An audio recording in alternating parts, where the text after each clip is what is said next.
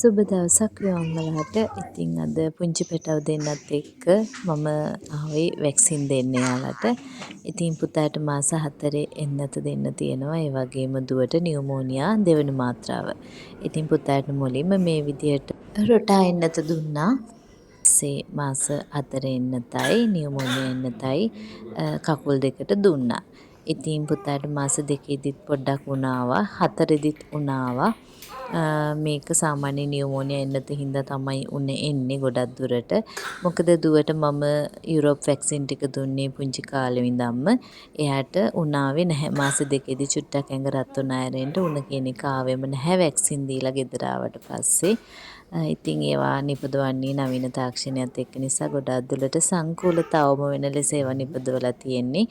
ඒ නිසායි ගොඩාක් අය ප්‍රයිවට් වැක්සින් දෙන්න පෙළඹෙන්නේ. ඉතින් මමත් ඒ නිසායි ප්‍රයිවට් වැක්සින් දුන්නේ.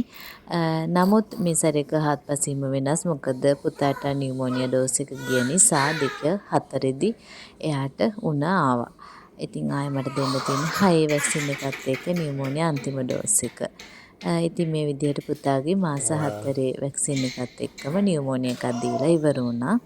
ඉතින් ඊට පස්සේ අක්කිගේ අන්තිම ඩෝස් එක නියුමෝනියා දෙවන මාත්‍රාව. අවුරුදු 5ට අඩු බබාලට නියුමෝනියා වැක්සින් එක දෙන්න තියෙනවා නම් එයාලට වැක්සින් 2ක් දෙනවා.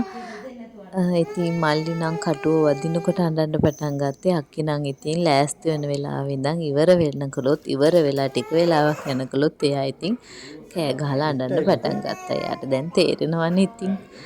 ඉතින් මේ විදිහට තමයි මාස 4 වැක්සින් ටික මම පුංචි පැටවුන්ට දුන්නේ.